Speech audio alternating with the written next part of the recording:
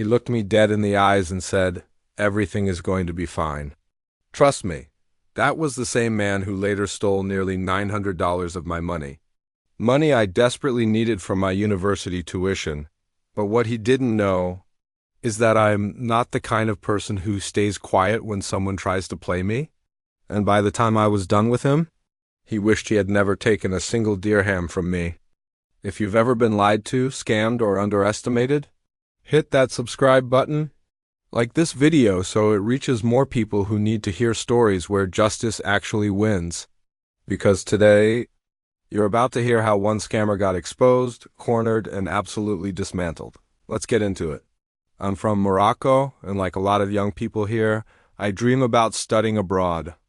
I've always believed that education is the one thing no one can take from you, the one investment that always pays back. So when I came across this study abroad agency on Instagram, everything about it looked promising. Clean posts, testimonials, professional branding, and most importantly, hope. So I reached out. Within minutes, I got a response from the owner himself. He sounded professional, warm, almost too friendly. He asked about my goals, my preferred countries, what I wanted to study, all the right questions. And because I was young and hopeful, I took it as a good sign. A couple of days later, we met in person. He greeted me like he'd known me for years. Handshake, smile, the whole "don't worry, brother, I'll take care of everything" energy. The type of charm that makes you lower your guard without even noticing. Then he explained the process. He said, for the university application, it's just $900 upfront. Once that's done, I'll handle everything. I remember thinking, $900, that's a lot. But he said it like it was completely normal. Professional agencies cost money. Education costs money. Investing in your future costs money. And honestly, I believed him. What I didn't know yet was that the actual university application fee was only $100, meaning this man was charging me 9 times the real price, meaning he saw me walk in and thought, easy target, but at that moment I didn't know any of that, so I paid. $900, most of my savings. Money I needed from my tuition later. Money I couldn't afford to lose. I handed it over with trust. He accepted it with a smile. Days passed. Weeks passed. Then out of nowhere, he called me. His voice was flat, almost casual, like he was reading off a script. You got rejected. Just like that, no explanation. No documents, no details, nothing. What made it even stranger? He told me I got rejected from a university I never even asked him to apply to. I sat there holding the phone thinking, what do you mean rejected? I didn't even choose that university. But he didn't care.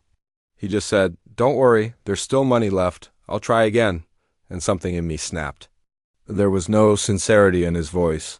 No effort, no respect. Just a man who had already spent my money and wanted to keep dragging me along.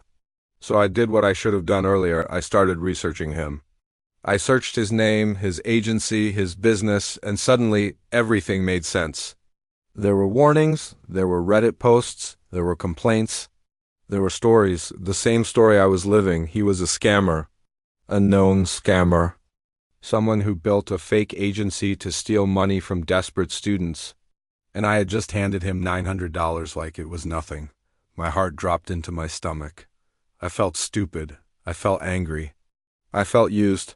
And I could literally feel my hands shaking, that kind of shaking you get when your body fills with adrenaline faster than your mind can process.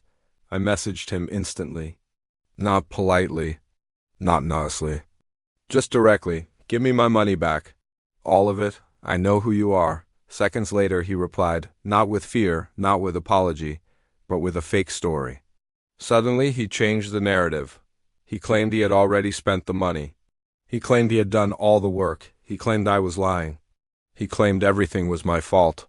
He flipped the script like he had practiced it 100 times. And that was the moment I realized he had no intention of giving me a single cent back. So I made a decision. If he wasn't going to return my money, he was going to lose much more than $900. This wasn't just about money anymore. It was about dignity, about justice, about making sure he never scammed another student again. So I created a plan, a careful one, a clean one, a legal one, a devastating one. Step 1. documentation. I gathered everything, screenshots, receipts, messages, voice notes, proof of payment, every tiny detail.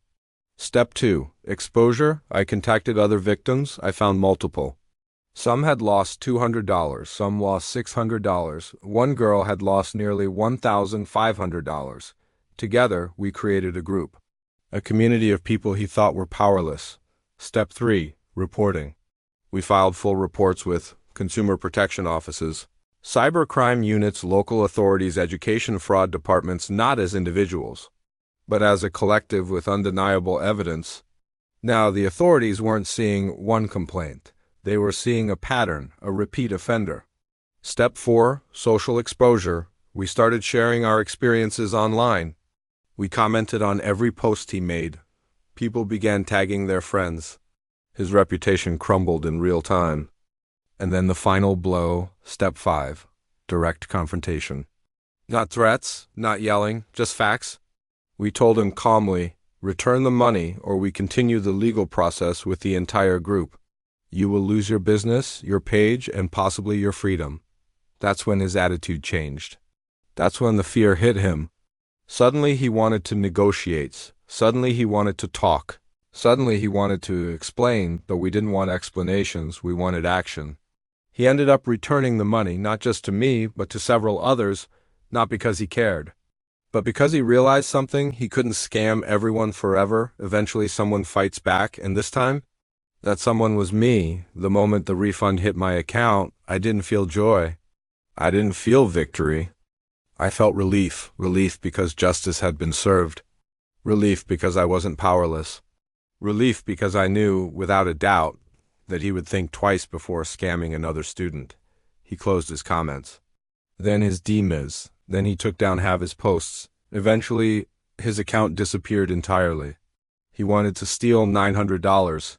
He ended up losing his entire business. That's what real karma looks like. If there's one thing I learned from this, it's that silence helps scammers.